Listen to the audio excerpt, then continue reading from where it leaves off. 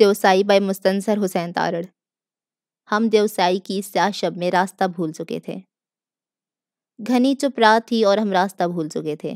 دیوسائی کے میدانوں کی گھنی چپ رات کے ٹھہرے ہوئے بلند جادو میں ہم وہ بے وقوف سانپ تھے جو پہلے تو اس کے حسن کی مست کر دینے والی بین پر جھومتے رہے تھے اور اب وہ بین سیاہ رات میں گم ہو گئی تھی، اور ہم نہیں جانتے تھے کہ اس نابینا سکوت میں کیا کریں، اور اس کی تاریک خاص میں رینگتے چلے جاتے تھے کہ کہیں تو کوئی پناہ ملے گی۔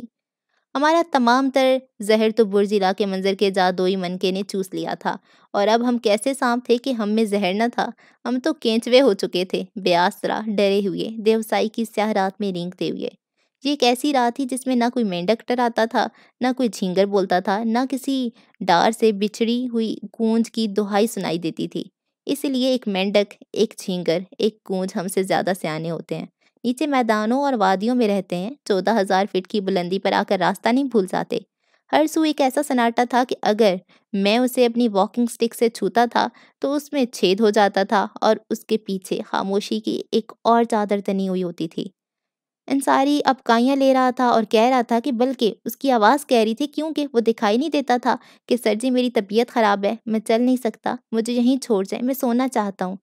اور سر جی بھی تو نہیں چل سکتے تھے، وہ بھی حالت غیر میں تھے اور ان کی رانوں میں آئی ہوئی خراشوں پھر سے خون آلود ہو چکی تھیں، اور وہ ایک موٹی بطخ کی طرح پاؤں پسار پسار کر مشکل سے چلتے تھے، اور وہ سنبھلنے دے، اے نا امیدی کیا قیامت ہے کا ورد کرتے تھے۔ اور ہم 4 تھے، اور علی تھا، اور ہم راستہ بھول چکے تھے، اور رات کے 9 بج چکے تھے۔ ہماری 2 بیٹریوں کے سیل کمزور ہو کر سسکتے ہوئے جگنوؤں سے بھی کم روشنی ہمارے سامنے ڈالتے تھے، اور ارد گرد کی کوئی خبر نہ دیتے تھے کہ ہم کہاں ہیں، اور کہیں جا بھی رہے ہیں یا ایک دائرے میں گھوم رہے ہیں۔ اس لیے کوئی لینڈ مارک، کوئی نشانی نہ تھی، کوئی پتھر، کوئی جھاڑی نہ تھی جسے دیکھ کر پتہ چلتا کہ ہم یہاں سے گزر چکے ہیں یا نہیں۔ صرف گھاس کی اونچ نیچ تھی اور قبر کی سیاہ رات تھی۔ مجھے ایک بلدی پورٹر نے بتایا تھا کہ دیوسائی کے میدانوں میں کئی بار گلتری اور دور افتاد وادیوں سے سکردو آنے والے لوگوں، روزگار کی تلاش میں اس بلند میدانوں کو عبور کرنے والے لوگوں کو یہاں رات ہو جاتی تھی۔ ان میں سے کئی اشیاء خوردنوش حاصل کرنے کے لیے آتے تھے، اگرچہ ان کے بزرگوں کو اور انہیں دیوسائی ازبر تھا، اور اس کے باوجود جب انہیں رات ہو جاتی تھی تو ان میں سے کچھ راستہ بھول جاتے تھے۔ ایک ہی مقام پر صحرا میں گم پیاس سے مسافر کی طرح ایک ہی مقام پہ چکر کاٹتے رہتے تھے، اور پھر درجہ حرارت گرتا تھا تو وہ منجمد ہو جاتے تھے، اور ان کی لاشیں دیوسائی کے پھولوں اور جھاڑیوں میں اس طرح ملتی تھیں کہ وہ شکل سے زندہ لگتے تھے۔ میں ایک ملبے میں دبے ہوئے شخص کی طرح ڈھہ چکی آواز میں علی سے بار بار پوچھتا تھا، علی شتون کب آئے گا؟ اور وہ کہتا، ابھی معلوم نہیں صاحب، میں ادھر کا رہنے والا ہوں، لیکن رات ہو جائے تو یہاں کوئی راستہ نہیں ہوتا، آپ تیز نہیں چلا اس لیے رات ہو گئی ہے۔ میرا خیال ہے ادھر کچھ پہاڑیاں ہیں اور ایک ندی ہے، اس کے پار ایک اور میدان ہے جس میں دیوسائی روڈ ہے، شاید ہم ادھر پہنچ جائیں، لیکن ابھی معلوم نہیں۔ آج وہ ہمیں قطعی طور پہ فکر نہ کریں صاحب، یا ابھی نزدیک ہے صاحب نہیں کہہ رہا تھا، کیونکہ وہ بھی فکر مند دکھائی دیتا تھا۔ ہم ٹھوکریں کھاتے، مکمل طور پہ اندھے، ہاتھ پھیلائے، دماغ سے دیکھنے کی کوشش کرتے چلتے تھے، کبھی گر بھی جاتے۔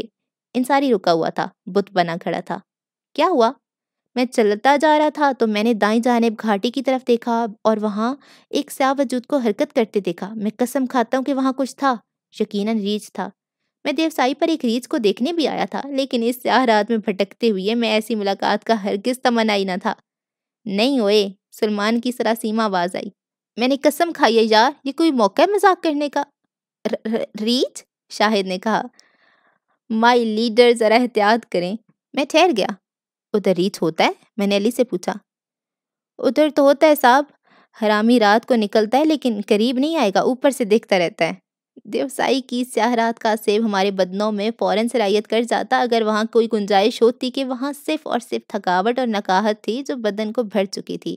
دیوسائی پر گم ہو جانا، ایک شب سیاہ میں گم ہو جانا، اور اس کی نابینا تنہائی میں لاوارث اور یتیم بچوں کی طرح ٹھوکریں کھانا اور بھوکا ہونا، سراسر خلائی جہاز سے باہر آ کر خلا میں گم ہو جانے کے مترادف نہ تھا کہ وہاں آپ کو اپنے نیچے زمین تو دکھائی دیتی ہے۔ یہ اطمینان تو ہوتا ہے کہ کیپ کینوورل اور روس میں سینکڑوں سائنسدان ہیں جو آپ کے بارے میں فکر مند ہیں اور آپ کو اسپیس شٹل میں واپس لے جانے کی سرتوڑ کوشش کر رہے ہیں۔ نیچے زمین پہ تشویش تو موجود ہے، ہمیں تو زمین بھی نظر نہ آتی تھی، اور نہ اس زمین پر کوئی ایسا تھا جو ہمارے بارے میں تشویش میں مبتلا ہو، اور نہ ہم کوئی ایسا تاریخی کارنامہ سے انجام دے رہے تھے کہ یہاں منجمد ہونے کے بعد ہمیں کوئی یاد کرتا۔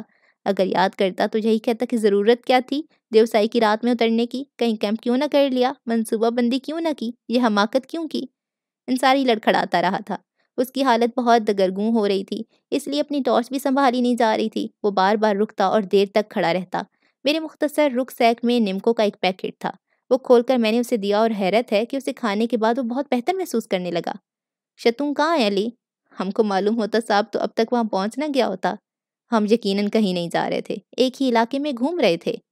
اس شب سیاہ کے سناٹے کے اندر ہم گم سم چلتے جاتے تھے۔ ٹارچوں کی روشنی مدھم ہو کر جواب دینے کو تھی۔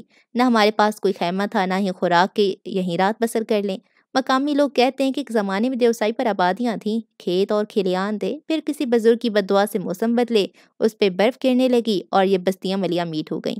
اگر ہم ان زمانوں میں ہوتے تو کوئی ایک دیا، کوئی چراغ نظر آ جاتا اور ہم اس کی جانب چلنے لگتے، لیکن ہم تو اور زمانوں میں تھے، اور ان زمانوں میں یہاں ہر سو تاریک خاموشی تھی، وہ ہر بلب سناٹے تھے، اور سیاہی کے ساتھ سردی بڑھتی جاتی تھی۔ ہم سانس لینے کے لیے رکتے تو وہ ہماری جیکٹوں کو یک کر کے سینے کے بالوں کو بھی منجمد کرنے لگتی۔ ہم اور کتنی دیر چل سکتے تھے؟ اور اگر یوں کھلی فضا میں زیادہ دیر ٹھہرتے تھے تو سردی کا شکار ہوتے تھے۔ 9:30 بج چکے تھے۔ سلمان، ہم کتنی بلندی پر ہیں؟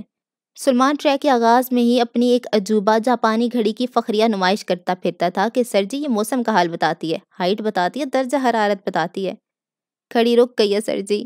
وہ اس لیے رک گئی تھی کہ اس پر زیادہ سے زیادہ 13,000 فٹ کی بلندی ریکارڈ ہو سکتی تھی، کیونکہ میڈ ان جاپان تھی، اور جاپانیوں کے خیال میں کوہ فوجی یا ماں سے بلند دنیا میں اور کون سا مقام ہو سکتا تھا۔ وہ نہیں جانتے تھے کہ یہ گھڑی دیوسائی پر بھی جا سکتی ہے۔